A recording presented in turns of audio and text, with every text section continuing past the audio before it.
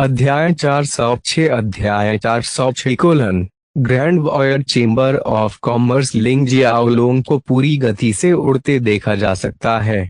इस समय उसे अभी भी इस बात का ज्ञान नहीं था कि 100 लीव्स एसोसिएशन ने पहले ही उसके पीछे हत्यारे भेज दिए हैं।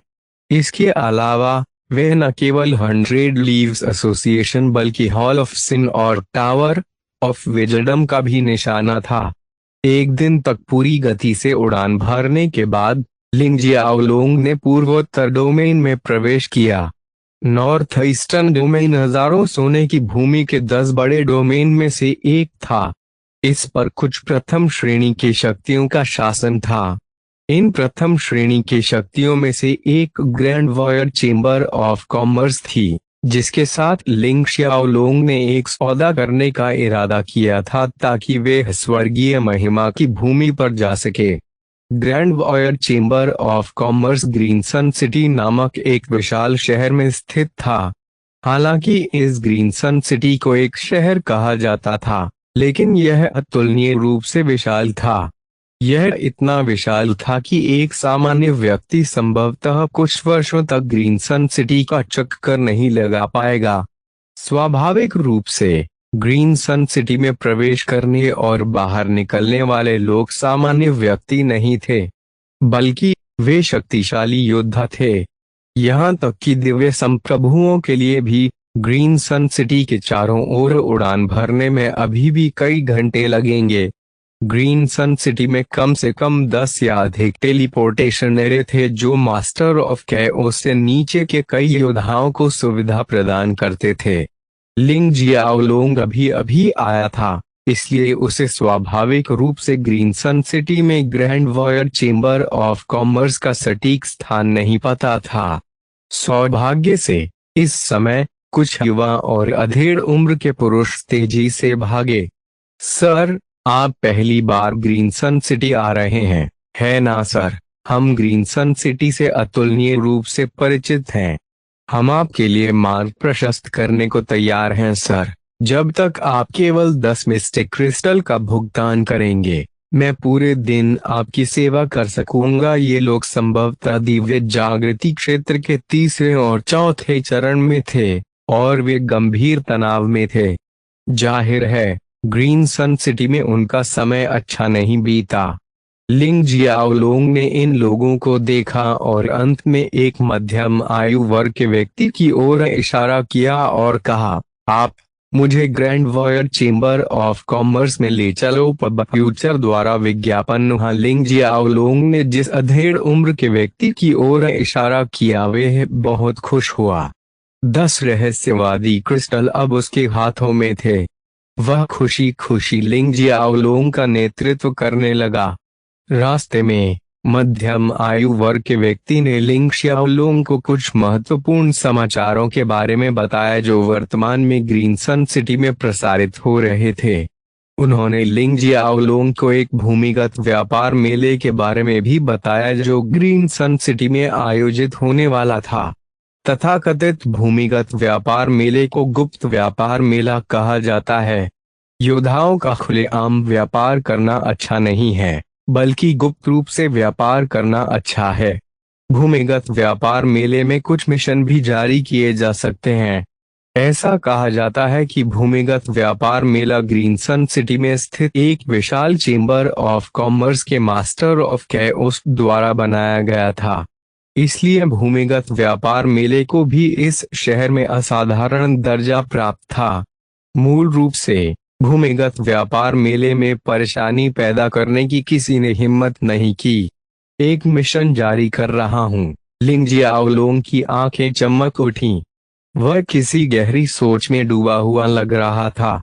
टेलीपोर्टेशन फॉर्मेशन से गुजरने के बाद लिंग जियाओलोंग एक विशाल इमारत में पहुंचे। यह इमारत अतुलनीय, गौरवशाली, महान और भव्य थी।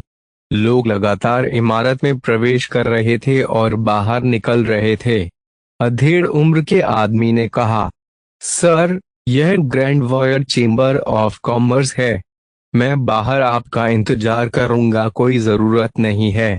मैं तो बस इस चेंबर ऑफ कॉमर्स में आना चाहता था। अब जब मैं यहाँ आ गया हूँ तो अब आप जा सकते हैं। लिंग जियाओलोंग ने अपना सिर हिलाया। यह ठीक है। यदि आपको मेरी आवश्यकता है तो आप संदेश भेजने के लिए इस सिग्नलिंग डिवाइस का उपयोग कर सकते हैं। मैं किसी भी समय यहाँ रहूंगा। अधेड़ उम्र के व्यक्ति ने एक टोकन निकाला और उसे लिंग जियाओलोंग को सौंप दिया। लिंग जियाओलोंग ने आश्चर्य से टोकन ले लिया।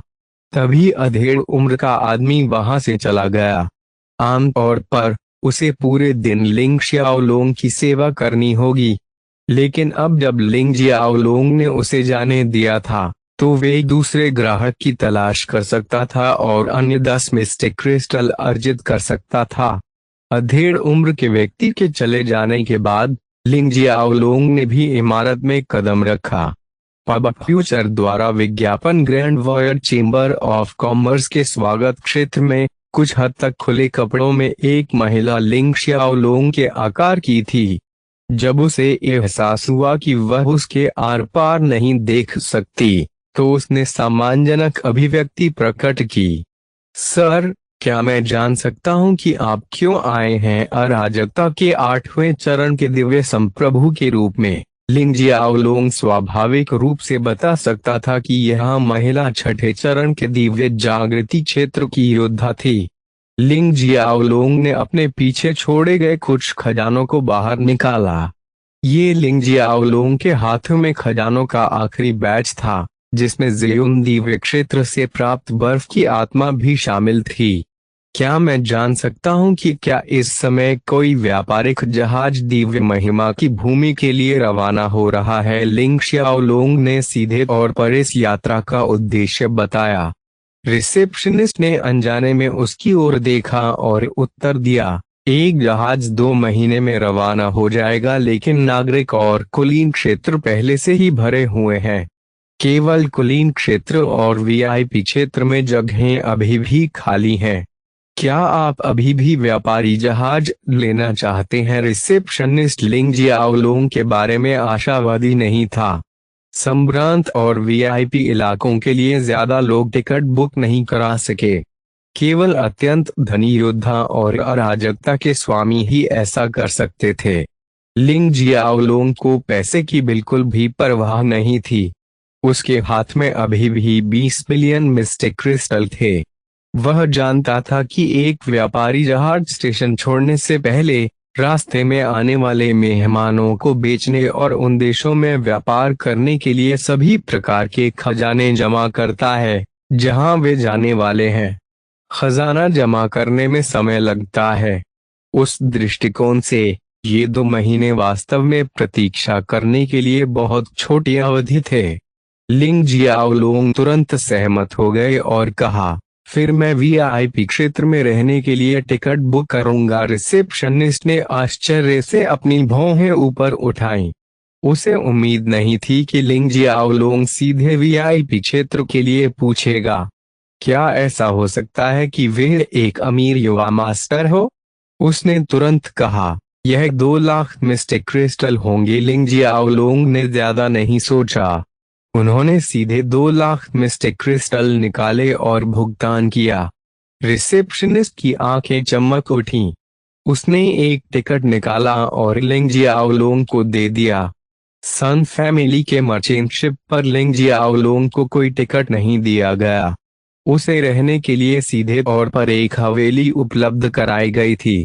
ऐसा शायद उस खजाने के कारण हुआ होगा जिसका उसने वहां व्यापार किया था। अपने हाथ में टिकट को देखते हुए लिंग जियाओलोंग ने देखा कि उस पर कुछ दिव्य ऋण अंकित थे। टिकट पर नॉट बी भी लिखा हुआ था। रिसेप्शनिस्ट ने लिंग जियाओलोंग की हैरान अभिव्यक्ति को देखा और अनुमान लगाया कि इस समृद्ध युवा मास्टर के लिए किसी व्यापारिक जहाज के लिए टिकट बुक करने का यह पहला मौका हो सकता है।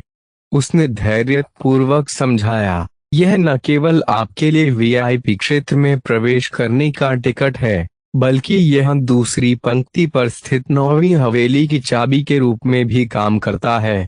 बी दूसरी पंक्ति को दर्शाता है। लिंग जियाओलोंग ने समझ में अपना सिर हिलाया। रिसेप्शनिस्ट ने आगे बताया, कृपया 2 महीने बाद ग्रैंड वॉयड स्टेशन पर जाएं। आप ग्रैंड वॉयड मर्चेंट शिप पर चढ़ सकेंगे जो दिव्य महिमा की भूमि की यात्रा पर जाएगा। समय पर पहुंचे। हम नहीं हैं, यदि आप देर से आए तो जिम्मेदार मैं समझता हूँ। धन्यवाद। लिंग शियाओलोंग ने रिसेप्शनिस्ट को धन्यवाद दिया, टिकट रखा और grand void chamber of commerce छोड़ दिया। Grand void chamber of commerce छोड़ने के बाद उन्होंने अपेक्षाकृत जीर्ण शीर्ण क्षेत्र में पहुंचने के लिए टेलीपोर्टेशन फॉर्मेशन का उपयोग किया। कई उतार चढ़ावों के बाद लिंग शियाओलोंग एक जर्जर जगह पर पहुंचे। यह स्थान भूमिगत व्यापार मेले का प्रवेश द्वार था। जिस अधेड़ उम्र के व्यक्ति ने कुछ समय पहले उनके मार्गदर्शक के रूप में काम किया था, उन्होंने उन्हें अंडरग्राउंड ट्रेड फेयर के बारे में और वहां जाने के तरीके के बारे में सब कुछ पहले ही बता दिया था।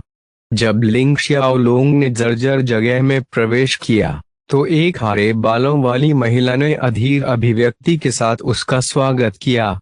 यह महिला इंसान नहीं थी, वह एक अलग जाति से आई थी। उसके सिर पर लगे सींग उसके अलग जाति से होने का प्रमाण थे। इसके अलावा इन सींगों ने उसमें एक अतिरिक्त आकर्षण जोड़ दिया। तुम यहाँ से क्या चाहते हो? काले बालों वाली महिला ने अधीरता से पूछा। लिंग जियाओलोंग को लड़की के रवैये पर कोई आपत्ति नहीं थी।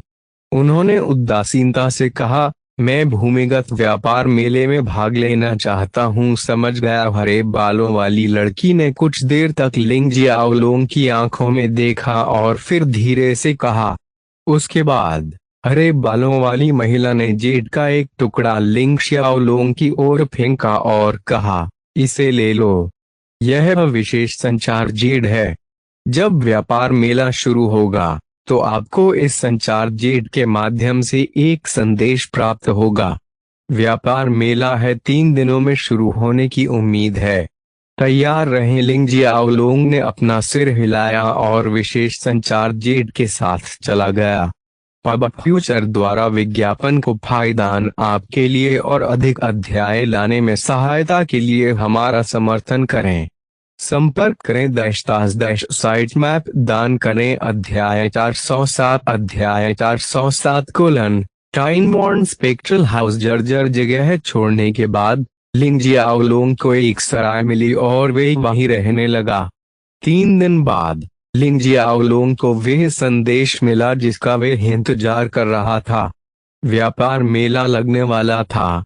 लिंग जियाओलोंग सराय छोड़कर उसी जर्जर जगह पर चला गया। वहां एक बार फिर हरे बालों वाली महिला ने उनका स्वागत किया।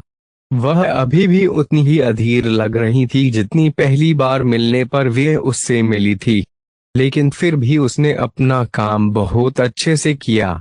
यह देखकर कि यह लिंग जियाओलोंग था, वे उसे टेलीपोर्टेशन फॉर्मेशन में ले आई और कहा, यह फॉर्मेशन आपको सीधे अंडरग्राउंड ट्रेड फेयर में टेलीपोर्ट करेगा। आपकी यात्रा सुरक्षित हो। लिंग जियाओलोंग को समझ नहीं आया कि वे उसकी सुरक्षित यात्रा की कामना क्यों करती है। उसके पास पूछने का समय नहीं था क्योंकि टेलीपोर्टेशन फॉर्मेशन पहले ही सक्रिय हो चुका था। लिंग जियाओलोंग को सीधे एक बहुत ही उदास और अंधेरी जगह पर टेलीपोर्ट किया गया था। एक विशाल नाव के आकार की संरचना के अलावा यहाँ कुछ भी नहीं था। नाव के आकार की यह संरचना पूरी तरह से खाली थी। वह न केवल पूरी तरह से काला था बल्कि बहुत ही चिथड़ा भी था। लिंग शियाओलोंग ने नाव के आकार की इस संरचना की सतह पर सभी प्रकार के खरपतवार और पत्थर देखे। उसने ईंटों के कुछ टुकड़े जमीन पर गिरते हुए भी देखे। उन्होंने नाव के आकार की संरचना पर हर जगह डेंट और छेद भी देखे। उनमें से कुछ के साथ छेड़छाड़ की गई थी, लेकिन कुछ को यूं ही छोड़ दिया गया था। लेकिन नाव के आकार की इस संरचना को कम आंकना किसी के लिए भी घातक हो सकता है। ऐसा इसलिए है क्योंकि यह संपूर्ण संरचना विभिन्न दैवीय शिलालेखों द्वारा संरक्षित थी। इनमें से अधिकांश दैवीय शिलालेख गहन हत्या के इरादे को उजागर कर रहे थे। लिंग जियाओलोंग के पास शब्द ही नहीं बचे थे। पब फ्यूचर द्वारा विज्ञापन उसने इधर उधर देखा और जल्द ही उसे नाव के आकार की इस संरचना के शीर्ष पर लटकी हुई एक पट्टिका मिली, जिस पर 3 शब्द दर्ज थे। यह पट्टिका ऐसी लग रही थी मानो किसी भी क्षण गिर जाएगी। पट्टिका पर लिखे शब्द थे, टाइम वॉर्न स्पेक्ट्रल हाउस। लिंग जियाओलोंग ने चारों ओर देखा लेकिन कोई व्यक्ति नहीं मिला। कई जगह फर्श टूटा हुआ है, काले कपड़े हर जगह थे, या तो जमीन पर छोड़े गए थे या दीवार पर लटके हुए थे। दीवार पर भी कई सफेद मुखौटे लटके हुए थे, जिससे आंख के हिस्से में 2 छेद और नाक के हिस्से में 2 छेद के अलावा कुछ भी दिखाई नहीं दे रहा था। मुख्य भाग के लिए कोई छेद नहीं था। टाइम वॉर्न स्पेक्ट्रल हाउस, यह वास्तव में किस तरह की जगह है? लिंग जियाओलोंग बता सकते हैं कि यहाँ आने वाले लोग निश्चित रूप से अपनी पहचान छिपाना चाहेंगे। काले कपड़े और सफेद मुखौटे लोगों के लिए खुद को छिपाने के लिए थे। लिंग जियाओलोंग ने टाइम वॉर्न स्पेक्ट्रल हाउस से संपर्क किया और एक काला वस्त्र उठाया, लेकिन आश्चर्यचकित रह गया। बागा अजीब सामग्री से बना था और काफी भारी था, लेकिन वह बता सकता था कि यह वस्त्र लोगों की दिव्य भावना और जासूसी की अन्य चालों को आसानी से रोक सकता है। उन्होंने दीवार से मास्क भी निकाला और चेहरे पर लगा लिया। पहले तो मास्क उनके चेहरे की तुलना में बड़ा था, लेकिन जल्द ही मास्क पूरी तरह से उनके चेहरे पर फिट हो गया। लिंग जियाओलोंग को स्वीकार करना पड़ा कि यह उनके लिए एक नया अनुभव था। जब वह पूरी तरह तैयार हो गया, तो वे टूटे फूटे दरवाजे के पास पहुंचा, जो सड़ी हुई लकड़ी के कुछ तख्तों से ज्यादा कुछ नहीं लग रहा था, और उसे धक्का देकर खोलने की कोशिश की। हालांकि दरवाजे को छूने पर लिंग जियाओलोंग यह देखकर दंग रह गया कि हालांकि दरवाजा बाहर से उखड़ा हुआ लग रहा था, लेकिन यह बहुत मजबूत लग रहा था और कोई भी ताकत इसे तोड़ नहीं सकती थी। इस दरवाजे को बनाने में जिस लकड़ी का उपयोग किया गया वह वास्तव में अविश्वसनीय थी। फिर लिंग जियाओलोंग ने धक्का देकर दरवाजा खोला और एक विशाल हॉल में उसका स्वागत किया गया। यहाँ वही काले कपड़े और सफेद मुखौटे पहने लोग मौजूद थे, लेकिन फिर भी पूरा हॉल बेहद शांत था। हालांकि लिंग जियाओलोंग ने लोगों को बातें करते हुए सुना, लेकिन वे ज्यादातर नियमित बातचीत थी और उनमें सौदे शामिल नहीं थे। पब फ्यूचर द्वारा विज्ञापन, लिंग जियाओलोंग के पास शब्द ही नहीं बचे थे। यहाँ लोग हर दर्जनों मीटर पर छोटे छोटे समूहों में बैठे या खड़े थे, सामान बेच रहे थे या एक दूसरे से बात कर रहे थे। लिंग जियाओलोंग को यहाँ कोई स्टोर नहीं दिखा। इस टाइम वॉर्न स्पेक्ट्रल हाउस का केंद्र खोखला लग रहा था।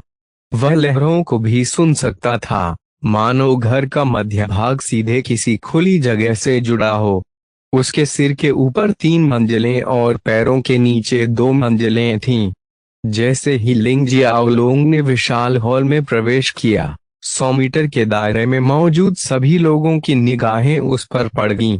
लिंग जियाओलोंग का निकटतम व्यक्ति, जो केवल कुछ मीटर की दूरी पर था, दीवार के सहारे झुककर उसे देख रहा था।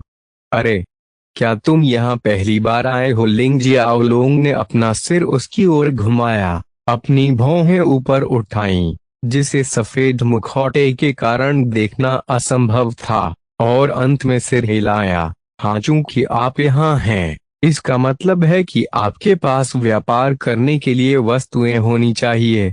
आखिरकार यह एक व्यापार मेला है।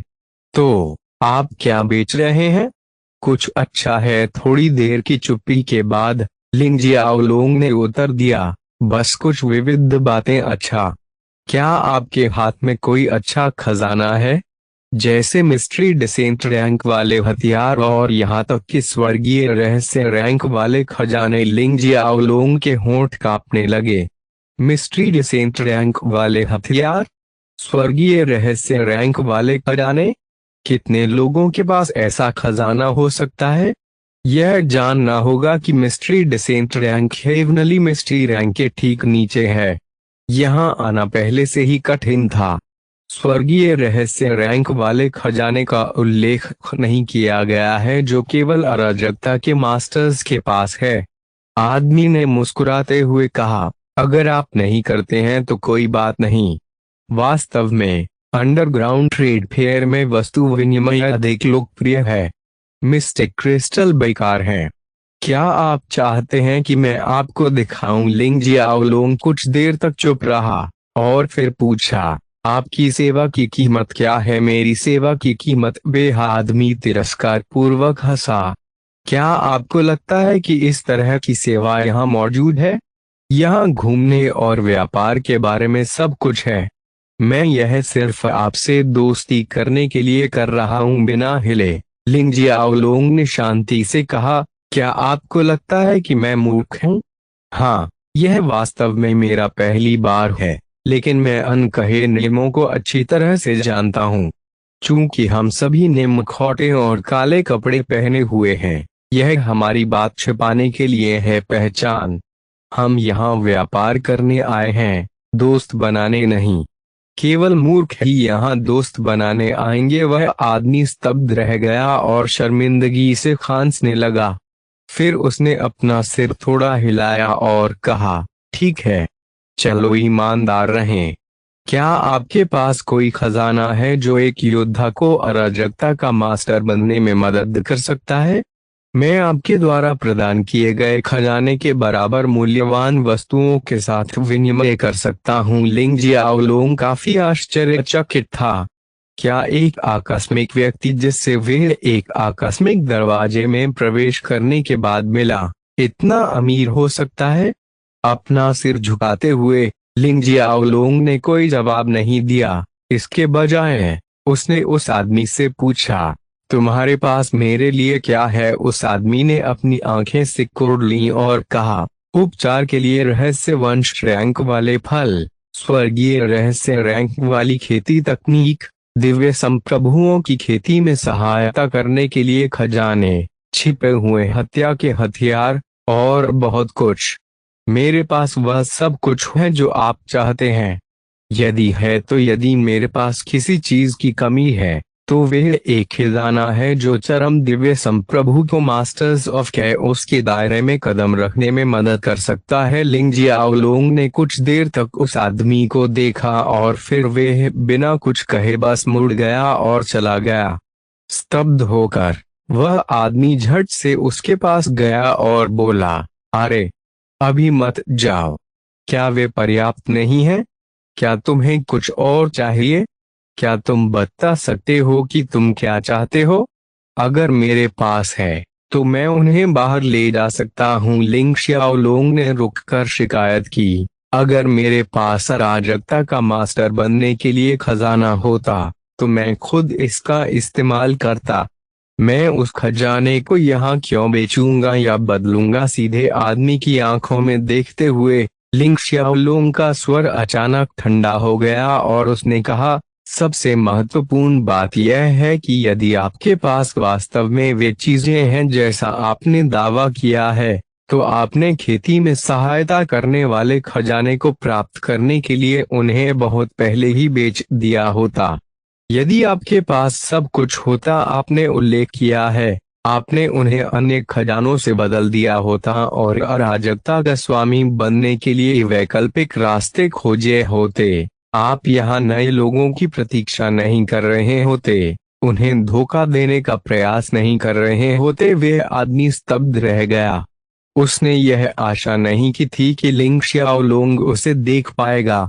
वास्तव में यदि उसके पास वे सभी खजाने थे जिनके बारे में उसने अभी बात की थी, भले ही उसने उन्हें एक विशिष्ट खजाने के लिए विनिमय नहीं किया था जो सीधे तौर पर एक दिव्य संप्रभु को अराजकता का स्वामी बनने में मदद कर सकता था, वे कम से कम उन्हें दूसरे के लिए विनिमय कर सकता था। खजाने जो धीरे धीरे उसे उसके लक्ष्य के करीब लाएंगे, तेजी से नहीं लेकिन निश्चित रूप से लगातार।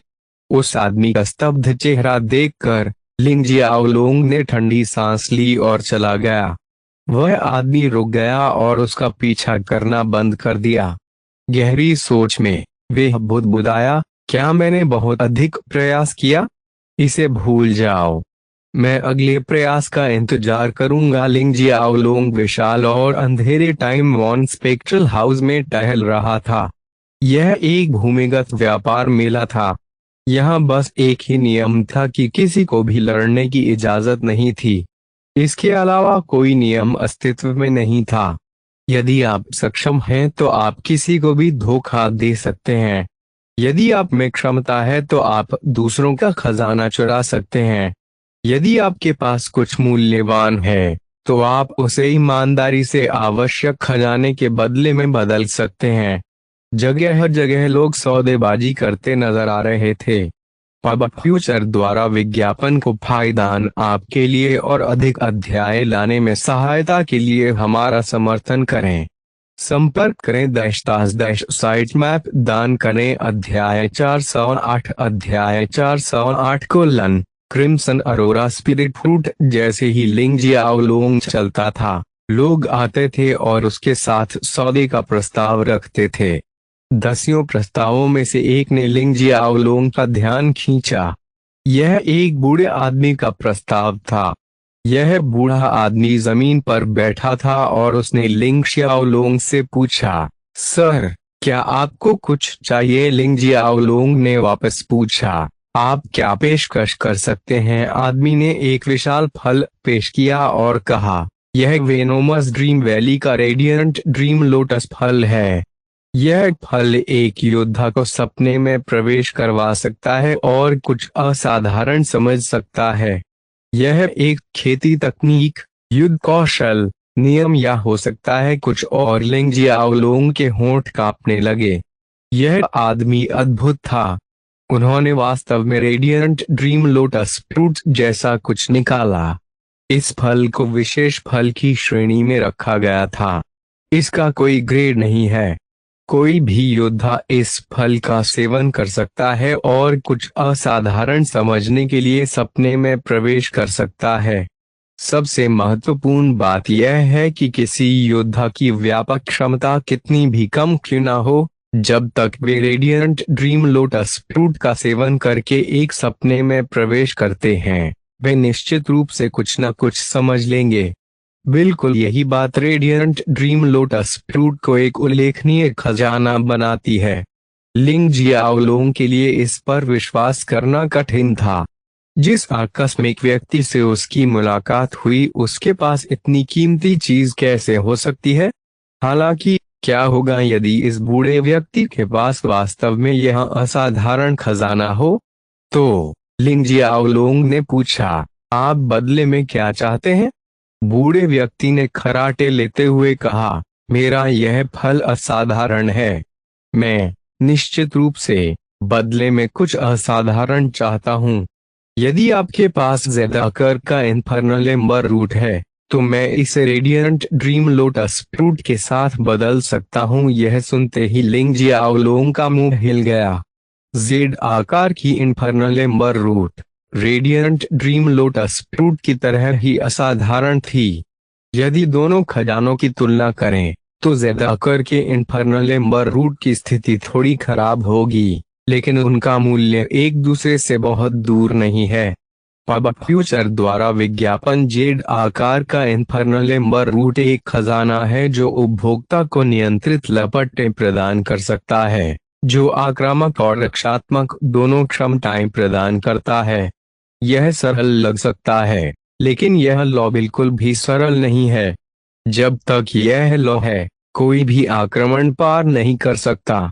योद्धा इस लॉ का उपयोग जहरीले जीवों और बाहर कोहरे को रोकने के लिए कर सकते थे। यहाँ तक कि अगर कोई योद्धा जिसके पास यह लॉ है, वे किसी हत्या समूह में प्रवेश करता है, तो वे तब तक नहीं मरेगा जब तक कि लॉ बुझ नहीं जाती या समाप्त नहीं हो जाती। इस लॉ के अन्य उपयोग भी थे। अगर कोई इस खजाने को पैसे से खरीदना चाहता है तो लिंग जियाओलोंग को डर था कि इसकी कीमत 10 बिलियन मिस्टिक क्रिस्टल से अधिक हो सकती है। लिंग जियाओलोंग पीछे हट गया और अवाक रह गया। क्या मैं किसी ऐसे व्यक्ति की तरह दिखता हूँ जिसके पास ऐसा खजाना हो सकता है? बूढ़े व्यक्ति ने उसे ऊपर से नीचे तक देखा और कहीं और इशारा करते हुए लापरवाही से जवाब दिया, मैं बस अपना मौका ले रहा हूँ। जेड आकार का इन्फर्नल एम्बर रूट वहीं एक काउंटर पर उपलब्ध है।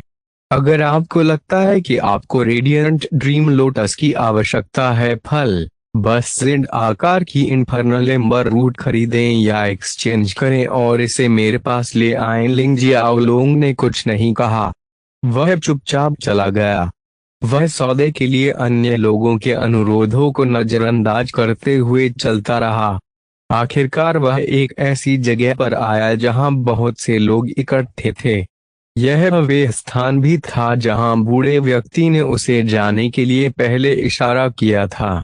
उन्होंने यहाँ सैकड़ों नकाबपोश लोगों को इकट्ठा होते देखा। उनका मानना था कि यहाँ के डीलर बाहर के डीलरों से अधिक विश्वसनीय होने चाहिए। जब लिंग जियाओलोंग पास आया तो वे अब स्पष्ट रूप से काउंटर देख सकता था। दरअसल यह काउंटर जितना सरल नहीं था। काउंटर के पीछे मेज और कुर्सियां थीं। उन मेजों और कुर्सियों के ठीक पीछे एक कमरे या एक विशाल जगह का दरवाजा था। जब लिंग जियाओलोंग काउंटर पर पहुंचे तो शोर और तेज हो गया था। लिंग जियाओलोंग ने कई लोगों को काउंटर के पीछे कुर्सियों पर बैठे किसी के साथ सौदा करने के लिए बातचीत करते हुए देखा। दीवार पर लिंग जियाओलोंग सूचनाओं की एक सूची देख सकता था। इस सूची में यहाँ बिक्री और विनिमय के लिए उपलब्ध खजानों के नाम दर्ज थे। वह देख सकता था कि वहां दिव्य ऊर्जा वसंत जैसे बहुत सारे खजाने थे। Blood wine fruit, crystal mistake stone, खेती तकनीक, युद्ध कौशल आदि। पब फ्यूचर द्वारा विज्ञापन। लिंग जियाओलोंग हैरान रह गया। यह काउंटर एक एजेंसी की तरह था। सभी खजानों को सूचीबद्ध किया गया था और चुनने के लिए स्वतंत्र थे। इसके अलावा ऐसा कोई एक काउंटर नहीं था। बहुत सारे थे। बहुत दूर नहीं, ऐसे कई काउंटर थे और लगभग 30 नकाबपोश आदमी काउंटरों के पीछे खड़े थे और उन मेहमानों का स्वागत कर रहे थे जो उनके साथ सौदा करने आए थे। थोड़ी देर के लिए झिझकते हुए लिंग जियाओलोंग एक काउंटर के पास गया और कहा, मैं कुछ बेचना चाहूंगा, क्या आप उन्हें खरीदेंगे? काउंटर के पीछे के व्यापारी ने सिर हिलाया और कहा, जब तक खजाना पर्याप्त मूल्यवान है हम कुछ भी खरीद लेंगे। लिंग जियाओलोंग ने सिर हिलाया और कहा, मेरा खजाना निश्चित रूप से मूल्यवान है।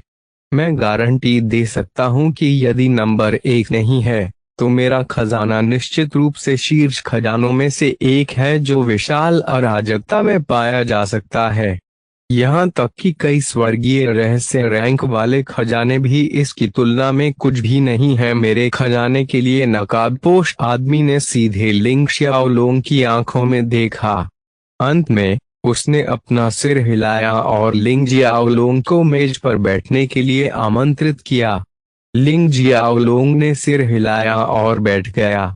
जब वह एक कुर्सी पर बैठा तो उसके चारों ओर एक अदृश्य अवरोध खड़ा हो गया जिसने बाहरी दुनिया की सभी आवाजों को रोक दिया। उसके विपरीत दिशा में नकाबपोश व्यक्ति ने कहा, बैरियर ध्वनिरोधी है। हम यहाँ जिस बारे में बात करते हैं वे बाहर के लोगों द्वारा नहीं सुना जा सकता है। अब उस खजाने के बारे में बात करते हैं जिसके बारे में आपने अभी बात की है। क्या आप इसे पहले मुझे दिखा सकते हैं? लिंग जियाओलोंग ने सिर हिलाया और एक मोती ले लिया। यह वही मन का था जिसे उसने आत्मा की शक्ति बढ़ाने वाले क्रिस्टल के बदले में स्पिरिटस की भूमि से निकाला था। इस मनके के अंदर व्यापक ऊर्जा की 5 किस्में सील थीं और इसे कुल मिलाकर 5 बार इस्तेमाल किया जा सकता था। लिंग जियाओलोंग ने व्यापारी को मनका दिया और इसके उपयोग के बारे में बताया। इस मनके की अद्भुतता के बारे में जानकर व्यापारी आश्चर्यचकित रह गया। अफसोस की बात यह थी कि इसे कुल मिलाकर केवल 5 बार ही इस्तेमाल किया जा सका। लेकिन फिर भी यह वास्तव में एक अत्यंत मूल्यवान खजाना था। हालांकि क्या यह नहीं कहा जा रहा है कि यह मन का शीर्ष खजानों में से एक है जो विशाल अराजकता में पाया जा सकता है? लेकिन व्यापारी ने कुछ नहीं कहा। अधिकतम लाभ प्राप्त करने के लिए अपने खजाने का बखान करना एक अलिखित नियम था। यहाँ हर व्यापारी अपने खजाने के बारे में डींगे हाँकता है ताकि वे किसी व्यक्ति से उसकी दौलत लूट सकें और जितना हो सके उतना लाभ प्राप्त कर सकें।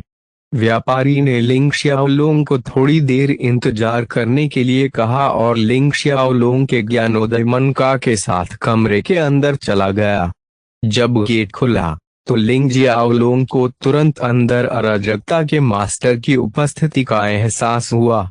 ऐसा लगता है कि व्यापारी अराजकता के उस मास्टर के लिए काम कर रहा था और निरीक्षण के लिए अपने ज्ञानोदय मनका को उसके पास लाया था। लिंग जियाओलोंग को 15 मिनट तक इंतजार करना पड़ा।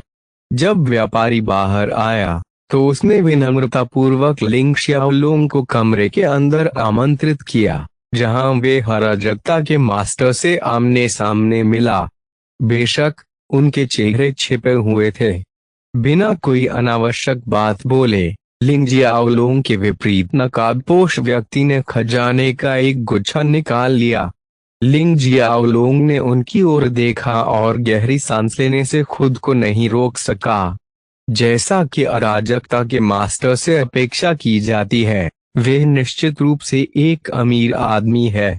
वहाँ कई खजाने थे जैसे ethereal blossom, celestial fruit, starlight elixir orchid, moonlight jade, harmony berry, divine dawn lotus berry, astral serenity peach और भी बहुत कुछ।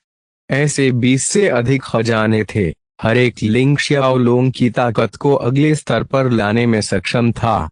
कैरोस के मास्टर ने कहा, आपका खजाना वास्तव में बेहद मूल्यवान है। मैं आपके खजाने को अपने किसी भी खजाने से बदल सकता हूँ। आप मिस्टिक क्रिस्टल्स के लिए मुझे अपना खजाना बेचने का विकल्प भी चुन सकते हैं। चुनाव करना आपको निर्भर करता है। लिंग जियाओलोंग ने मिस्टिक क्रिस्टल्स के लिए एनलाइटेनमेंट बीट बेचने के बारे में सोचा भी नहीं था। वह भूमिगत व्यापार मेले के बाहर कहीं भी ऐसा कर सकता था। वह सीधे खजानों की लंबी सूची पर नजर डालने लगा। थोड़ी देर बाद इनमें से एक खजाने ने उसका ध्यान आकर्षित किया। यह कौन सा फल है? लिंग जियाओलोंग ने 3 रंगों वाले फल की ओर इशारा किया। ये रंग आंखों को अच्छे लग रहे थे। उसे इस फल के बारे में कोई जानकारी नहीं थी, लेकिन उसकी अंतरात्मा बता रही थी कि यह किसी भी योद्धा के लिए बहुत फायदेमंद है। अराजकता के मास्टर ने लिंग शियाओलोंग द्वारा बताए गए फल को देखा और आश्चर्य की आवाज में बोला। उन्होंने कहा, आप निश्चित रूप से अपनी चीजें जानते हैं। क्रिम्सन ऑरोरा स्पिरिट फ्रूट के बारे में बहुत से लोग नहीं जानते हैं। आखिरकार यह बेहद दुर्लभ है। क्रिम्सन ऑरोरा स्पिरिट फ्रूट को निगलने से न केवल उपभोक्ता की दिव्य ऊर्जा या यहाँ तक कि मूल ऊर्जा भी तीव्र हो सकती है, बल्कि यह उनकी मार्शल कौशल और क्षमताओं को भी बढ़ा सकता है। सबसे महत्वपूर्ण बात, निगलने से क्रिम्सन ऑरोरा स्पिरिट बॉडी प्राप्त करने की 10% संभावना है। यह फल इस प्रकार का शरीर बहुत खास है। यह एक योद्धा को उनकी आत्मा के करीब लाता है। हालांकि इस शरीर की तुलना स्पिरिटास रेस के लोगों के शरीर से नहीं की जा सकती, फिर भी यह शरीर एक व्यक्ति को अपनी आत्मा को विकसित करने में सक्षम बना सकता है। पब फ्यूचर द्वारा विज्ञापन को फायदान आपके लिए और अधिक अध्याय लाने में सहायता के लिए हमारा समर्थन करें। संपर्क करें -- मैप दान करें। अध्याय 409 पीछा शुरू। क्रिम्सन ऑरोरा स्पिरिट बॉडी एक ऐसी काया जो एक योद्धा को उनकी आत्मा के करीब ला सकती है। यह सचमुच एक दुर्जेय शरीर था। यह अफसोस की बात थी कि क्रिम्सन ऑरोरा स्पिरिट फ्रूट को निगलने के बाद इस विशेष शरीर को प्राप्त करने की संभावना केवल 10% थी। हालांकि यदि कोई व्यक्ति इस काया को प्राप्त कर लेता है तो उसकी ताकत निस्संदेह बढ़ जाएगी, जिससे उसे हराना अधिक चुनौतीपूर्ण हो जाएगा। स्पिरिटस रेस का अप्रत्याशित उल्लेख लिंग जियाओलोंग को आश्चर्यचकित कर गया। ऐसा लग रहा था कि इस अराजकता में यह जाति भी अस्तित्व में है। मैं क्रिम्सन ऑरोरा स्पिरिट फ्रूट लूंगा, लिंग जियाओलोंग ने अपना निर्णय लिया। इस फल के अलावा किसी अन्य खजाने ने उसका ध्यान आकर्षित नहीं किया, इसलिए उसने उन पर बिल्कुल भी विचार नहीं किया। उसके सामने बैठे कैओस के मास्टर ने सिर हिलाया और लिंग शियाओलोंग को क्रिम्सन ऑरोरा स्पिरिट फ्रूट दिया। इसी समय उन्होंने ज्ञानोदय मनका को अपनी भंडारण रिंग में रखा था। यह सब करने के बाद वह बोला, यदि आपके पास अन्य खजाने हैं जिन्हें आप बेचना या विनिमय करना चाहते हैं, तो बेझिझक उन्हें मुझे दिखाएं। मैं वादा करता हूं कि मैं आपको एक संतोषजनक कीमत दूंगा। लिंग जियाओलोंग ने अपना सिर हिलाया। यहाँ की किसी भी चीज ने उसका ध्यान ज्यादा नहीं खींचा, इसलिए अब उसे यहाँ रुककर सौदा करने की कोई जरूरत नहीं रही। अचानक उसने कुछ सोचा और पूछा, क्या आपके पास ज़ेदाकर की इन्फर्नल एम्बर रूट है? नकाबपोश ने सिर हिलाया। मेरे पास वह खजाना नहीं है, लेकिन मैं किसी ऐसे व्यक्ति को जानता हूँ जिसके पास यह खजाना है। क्या आप चाहेंगे कि मैं उसे आपके लिए बुलाऊं? क्या आप यह कर सकते हैं? बेशक मैं कर सकता हूं, लेकिन आप ऐसा क्यों करेंगे? मेरा मतलब है, हम सभी यहाँ व्यापार करने के लिए हैं, ठीक है? हम सभी को एक तरह से प्रतिस्पर्धी माना जा सकता है। सबसे महत्वपूर्ण बात यह है कि हमारा सौदा पहले ही पूरा हो चुका है। हम अभी मिले हैं। हम एक दूसरे को नहीं जानते हैं बिल्कुल। आप मेरे साथ सौदा करने के लिए किसी को लाने के लिए इतनी दूर तक क्यों जाएंगे? पब फ्यूचर द्वारा विज्ञापन कैओस के मास्टर जवाब देने से पहले कुछ देर तक चुप रहे। मेरा मानना है कि आपके हाथों में अधिक आत्मज्ञान मोती होने चाहिए। यह सिर्फ इतना है कि मेरे पास जो खजाना है वे आपके लिए आकर्षक नहीं हो सकता है। मुझे उस आत्मज्ञान मनके की आवश्यकता है। जितना अधिक उतना बेहतर, इसलिए मैं आपको उस व्यक्ति से मिलवाने का इरादा रखता हूं जिसके पास आपसे बातचीत करने के लिए जेड आकार का इन्फर्नल एम्बर रूट है। वह व्यक्ति मेरा भाई है, जिसका उपयोग भविष्य में कुल मिलाकर किया जा सकता है। मैं अपने भाई से आत्मज्ञान मन का प्राप्त करने के तरीके सोच सकता हूँ, भले ही उसने इसका एक या दो बार उपयोग किया हो। गहरी सांस लेते हुए उन्होंने आगे कहा, भले ही मेरे विचार आप पर केंद्रित नहीं है। यहाँ कोई भी दूसरे के बारे में नहीं सोच रहा है। मैं कोई अपवाद नहीं हूँ। मैं भी स्वार्थी हूँ।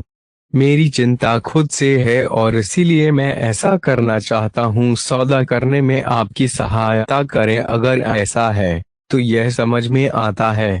लिंग जियाओलोंग ने चुपचाप अपना सिर हिलाया। उसे अब इस व्यक्ति पर संदेह नहीं हुआ और वह अपने भाई के साथ सौदा करने के लिए सहमत हो गया। सहमति व्यक्त करते हुए उन्होंने यह भी पुष्टि की कि मास्टर ऑफ कैओस के पास वास्तव में उन ज्ञानोदय मोतियों की संख्या अधिक है। अराजकता के उस मास्टर ने व्यापारी को एक बार फिर काउंटर पर बुलाया और उसे अपने भाई को लाने के लिए भेजा। लगभग 15 मिनट बाद लिंग जियाओलोंग कमरे से बाहर आया और काउंटर से चला गया। उसके भंडारण रिंग के अंदर time warn spectral house exchange में अर्जित 3 खजाने चुपचाप पड़े थे। इन 3 खजानों में crimson aurora spirit fruit, Z आकार का इन्फर्नल एम्बर रूट और सन फैमिली के मर्चेंट शिप जैसा एक विशाल जहाज शामिल था। इन तीनों खजानों में से प्रत्येक को एक आत्मज्ञान मनका के आदान प्रदान से प्राप्त किया गया था। जहाज विशाल था, लेकिन सन फैमिली के मर्चेंट शिप जितना बड़ा नहीं था, जो कई क्षेत्रों में विभाजित था। जिस जहाज लिंग जियाओलोंग का आदान प्रदान किया गया उसका आकार लगभग 1000 मीटर था, जिसमें 3 परतें थीं, एक सतह के नीचे और 2 ऊपर। इस नाव पर 5 विशाल भवन थे। जहाज पूरी तरह से काले रंग का था। सबसे महत्वपूर्ण बात यह है कि जहाज में शून्य की छाया में घुलने मिलने की क्षमता थी। इसका मतलब यह था कि शून्य में यात्रा करते समय ये जहाज किसी के द्वारा भी पहचाना नहीं जा सकता था। यह एक मिस्ट्री डिसेंट रैंक वाला खजाना था। यह शून्य में प्रतिदिन 2,50,000 मील की यात्रा कर सकता है। दूसरे शब्दों में, जहाज हर घंटे 10,000 मील से अधिक की यात्रा कर सकता था। एक उड़ते हुए जहाज के लिए यह गति असाधारण थी। अब लिंग जियाओलोंग के पास शून्य में आसानी से यात्रा करने और एक भूमि से दूसरे भूमि तक जाने के लिए एक उड़ने वाला जहाज भी है। हालांकि उसे इस अराजकता का नक्शा नहीं पता है। अंत में उन्होंने फिर भी दिव्य महिमा की भूमि पर जाने के लिए ग्रैंड वॉयड मर्चेंट शिप लेने का फैसला किया। अब फ्यूचर द्वारा विज्ञापन इसके कुछ ही समय बाद लिंग जियाओलोंग बूढ़े व्यक्ति के पास लौट आया और रेडियंट ड्रीम लोटस फ्रूट के लिए जेड आकार के इन्फर्नल एम्बर रूट का आदान प्रदान किया। फिर उन्होंने 3 घंटे तक इधर उधर देखा और टाइम वॉन स्पेक्ट्रल हाउस छोड़ दिया। 5 दिन बाद, भाड़ में जाओ, चोदो चोदो चोदो चोदो। लिंग जियाओलोंग लगातार शाप देता रहा क्योंकि उसकी आकृतियां एक के बाद एक चमकती रहीं और उसका परिवेश बदलता रहा। वह वास्तव में टेलीपोर्टिंग कर रहा था। उसके हाव भाव से लग रहा था कि वह किसी से बचकर भाग रहा है। वे कमीने, वे मुझे इतनी बुरी तरह से क्यों मारना चाहते हैं? मैंने उनके साथ कभी कुछ नहीं किया। 2 दिन पहले लिंग शियाओलोंग ने सराय छोड़ दी और शहर का पता लगा रहा था जब उसे अचानक अपनी हत्या के इरादे का एहसास हुआ। इस देश में आने के बाद से कोई दुश्मन नहीं होने के कारण वह यह जानने में उत्सुक हो गया कि उसके प्रति ऐसे क्रूर इरादे कौन पाल रहा है। यह कहा जा सकता है कि लिंग जियाओलोंग को अपनी ताकत पर अति आत्मविश्वास था। छाया में मौजूद व्यक्ति को उजागर करने के प्रयास में वे शहर छोड़कर जंगल की ओर चला गया। तभी उनके शत्रु उनके सामने प्रकट हो गए। यह कोई एक व्यक्ति नहीं बल्कि लोगों का एक समूह था और वे सभी अराजकता के उस्ताद थे। उनमें से हर एक कम से कम स्तर 2 और मास्टर ऑफ कैओस से ऊपर का था। लेवल 7, लेवल 8 और लेवल 9 मास्टर्स ऑफ कैओस भी थे। बाहर आते ही उन लोगों ने जान से मारने की नियत से उस पर हमला करना शुरू कर दिया। वे बहुत शक्तिशाली थे और लिंग जियाओलोंग उनका मुकाबला नहीं कर सकते थे। उसके पास अपनी जान बचाने के लिए भागने के अलावा कोई विकल्प नहीं था। उसने सीधे टेलीपोर्ट किया और इस तरह वह अपने दुश्मनों से दूर हो गया। लेकिन वे सभी अराजकता के उस्ताद थे। इनसे दूर जाना इतना आसान नहीं है। जब वह टेलीपोर्टिंग कर रहा था, वे प्रकाश की गति से उसका पीछा कर रहे थे और बहुत ही कम समय में उसे पकड़ लिया। ऐसा प्रतीत होता है कि उसके सटीक स्थान का पता लगाने के लिए उनके पास कुछ तरकीबें भी थीं। वह 2 दिन से बिना रुके दौड़ रहा था। उसे कोई अंदाजा नहीं है कि वह उनसे दूर हुआ या नहीं, लेकिन वह जानता है कि उसे रुकना होगा और आराम करना होगा। वह लगातार टेलीपोर्टिंग कर रहा था और पूरी तरह से थक गया था। चाहे कुछ भी हो, उसे आराम करना ही होगा। लिंग जियाओलोंग ने अपनी दिव्य भावना जारी की और एक छोटे से गांव का पता लगाया। वह वहां गया और पूरी रात आराम किया। अगले दिन उसके दुश्मन फिर से प्रकट हुए और उस पर हमला करना शुरू कर दिया। लिंग जियाओलोंग का किसी लड़ाई में शामिल होने का कोई इरादा नहीं था। गायब होने के लिए उसने तुरंत अपने टेलीपोर्टेशन कौशल का उपयोग किया। वह मूर्ख नहीं था, केवल मूर्ख ही अराजकता के इतने सारे उस्तादों का सामना करेंगे। अपनी ताकत के प्रदर्शन के आधार पर लिंग जियाओलोंग को यकीन था कि उसे कोई मौका नहीं मिलेगा, भले ही उसने अराजकता की शक्ति का इस्तेमाल किया हो। उस युद्ध में भाग क्यों लें जिसमें हार ही निश्चित है? लड़ाई के बजाय उड़ान चुनने से उसके बचने की संभावना बढ़ गई। एक और दिन टेलीपोर्ट करना जारी रखते हुए लिंग शियाओलोंग को एक कारवां के कहीं जाने का आभास हुआ। पिछले कुछ दिनों के अनुभवों से प्रेरणा लेते हुए लिंग जियाओलोंग को पता था कि उसके दुश्मन कम से कम 10 घंटे तक सामने नहीं आएंगे। उस समय उसे जिस चीज की सबसे अधिक आवश्यकता थी, वे अराजकता के उन मास्टरों को उसके सटीक स्थान को इंगित करने से रोकने का एक तरीका था। फिलहाल वह अकेला था और मदद के लिए किसी के पास नहीं जा सकता था। लिंग जियाओलोंग की आकृति चमकी और वे गायब हो गया। तारों की रोशनी से भरे विशाल अंधेरे में फिर से प्रकट हुआ। यह वास्तव में रहस्यमय स्थान था। अनंत प्रतीक के अंदर एक विशाल स्थान। जिस स्थान पर लिंग जियाओलोंग प्रकट हुआ वहां एक विशाल द्वार खड़ा था। यह एक अकेला दरवाजा था और इसके आसपास सहारे के लिए और कुछ भी नहीं था। यह द्वार अत्यंत रहस्यमय था। किन फेंग की यादों से लिंग जियाओलोंग को पता था कि यह गेट उसे उन स्थानों पर टेलीपोर्ट कर सकता है जहां वे कम से कम एक बार गया था। लिंग जियाओलोंग फिलहाल हजारों सोने की भूमि को नहीं छोड़ सका। उसे दिव्य महिमा की भूमि के लिए ग्रैंड वॉयड मर्चेंट शिप लेना होगा। हालांकि थोड़े समय के लिए इस भूमि को छोड़ना उसके लिए फायदेमंद होगा। उन्होंने इस द्वार का उपयोग सीधे चमकदार सार की भूमि में प्रकट होने के लिए किया। बिना कोई समय बर्बाद किए लिंग जियाओलोंग सीधे मध्य क्षेत्र में पहुंचे और उन्हें सेज ट्रेजर हाउस नामक एक जगह मिली। जब वह इस भूमि पर था तब उसने इस स्थान के बारे में सुना था। सेज का खजाना घर एक विशाल व्यापारिक स्थान था जहां लोग सभी प्रकार के खजाने खरीद सकते थे। पब फ्यूचर द्वारा विज्ञापन को फायदान आपके लिए और अधिक अध्याय लाने में सहायता के लिए हमारा समर्थन करें। संपर्क करें साइट मैप दान करें। अध्याय 410 पेंडेंट 1000 सोने की भूमि अराजकता के उस्तादों के एक समूह को उनके चेहरे पर हैरान भाव लिए हुए तीखी बहस करते हुए देखा जा सकता है। उनमें से सबसे मजबूत लेवल 10 मास्टर ऑफ कैओस के हाथ में एक कंपास था। हालांकि इस समय कंपास की सुई लगातार घूम रही थी, एक विशिष्ट दिशा निर्धारित करने में असमर्थ थी। क्या हो रहा है? अभी सब कुछ ठीक था, लेकिन स्वर्ग मार्गदर्शक कंपास ने अचानक अजीब व्यवहार करना शुरू कर दिया। इसका क्या कारण हो सकता है? केवल दो कारण हो सकते हैं। या तो कंपास टूट गया है या लिंग जियाओलोंग ने हजारों सोने की भूमि छोड़ दी है। यह कंपास केवल तभी काम करता है जब हम और हमारा लक्ष्य एक ही भूमि पर होते हैं।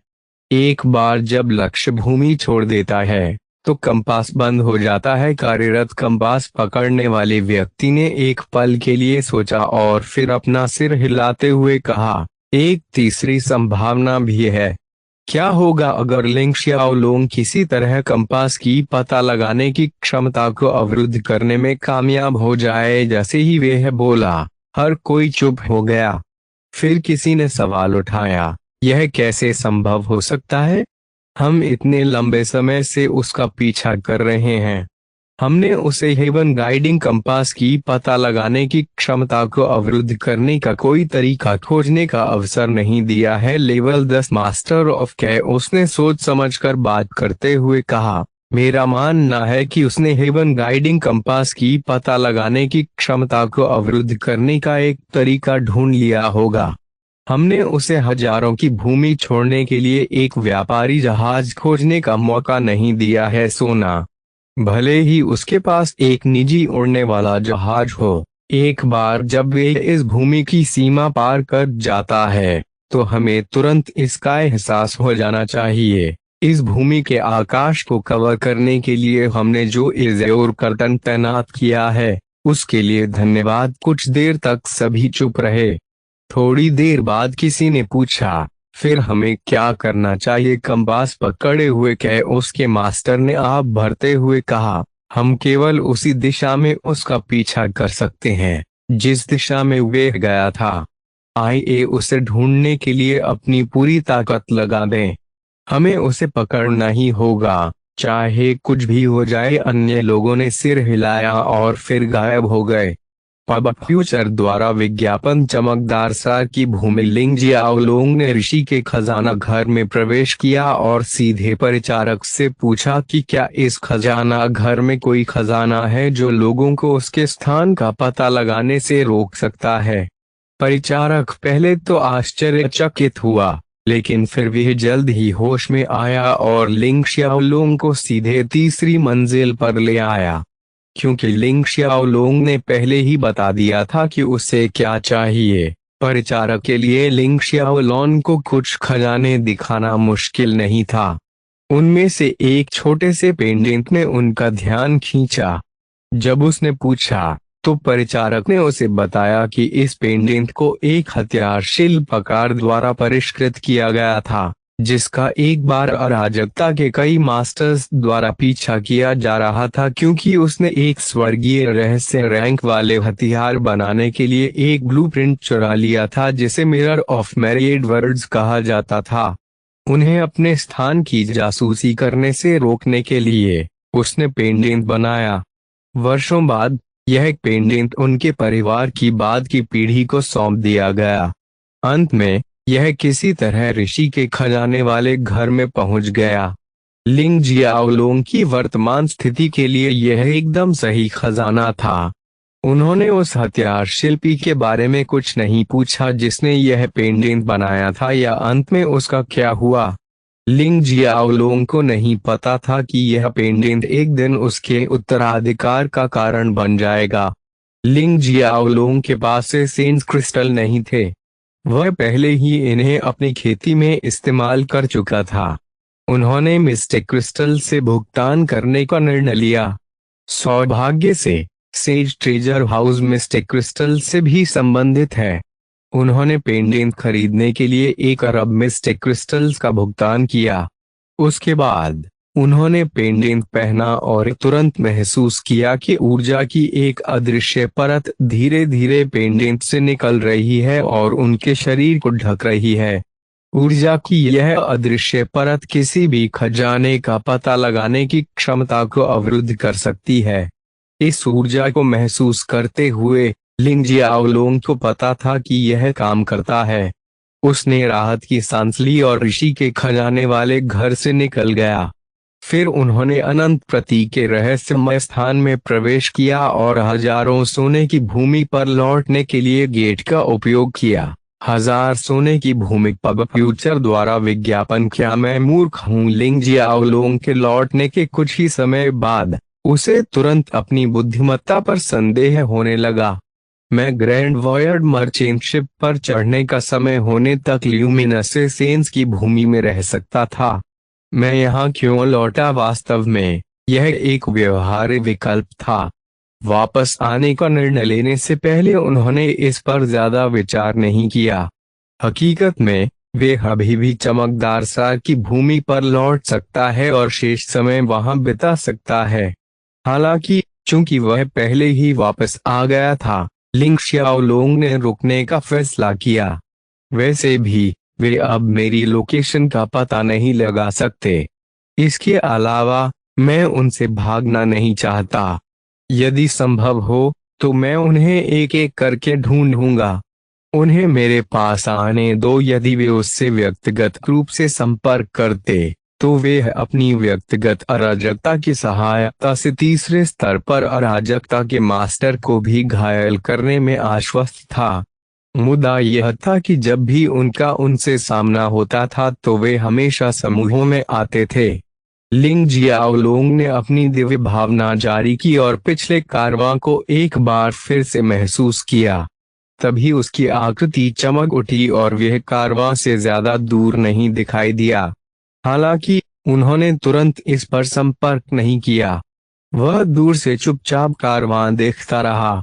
यह एक कारवां था जिसमें सामान से भरी 2 बड़ी गाड़ियां थीं जिन्हें कई शक्तिशाली अराजक जानवर खींच रहे थे। बीच में एक थोड़ी आलीशान गाड़ी भी थी। कारवां में 1 दर्जन से अधिक लोग थे, जिनमें से प्रत्येक के पास हथियार थे। उनमें से एक आदमी था जिसके चेहरे पर बड़ा घाव था और वह सबसे अलग दिख रहा था। वह कठोर और खूंखार दिखता था। लेकिन वह एकमात्र ऐसा व्यक्ति था जिसके पास कोई हथियार नहीं था। अन्य लोग सामान्य दिखते थे और भीड़ में उन्हें नोटिस करना कठिन होगा। हालांकि उनमें से प्रत्येक के पास एक हथियार था और वे भाड़े के सैनिकों के समूह की तरह दिखते थे। लिंग जियाओलोंग ने 2 घंटे तक कारवां का पीछा किया। वह सतर्क था और किसी जाल में नहीं फंसना चाहता था। वह बस उन्हें देखता रहा। 2 घंटे बाद उन्हें लगा कि कारवां में शामिल लोग भाड़े के लोग हैं। उन्हें घाव वाले चेहरे वाले व्यक्ति का साथ देना चाहिए। इसकी पुष्टि करने के बाद वह आगे बढ़कर उनसे सवारी देने के लिए कहने को तैयार था।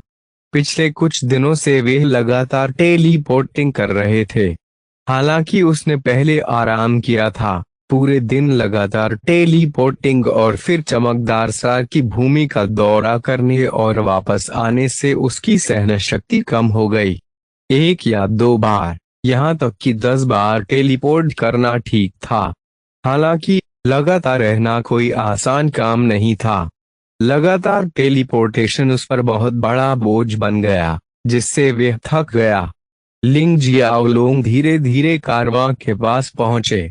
कुछ 100 मीटर चलने के बाद जब वह एक बड़े पेड़ के पास से गुजरा तो अचानक परिवर्तन हुआ।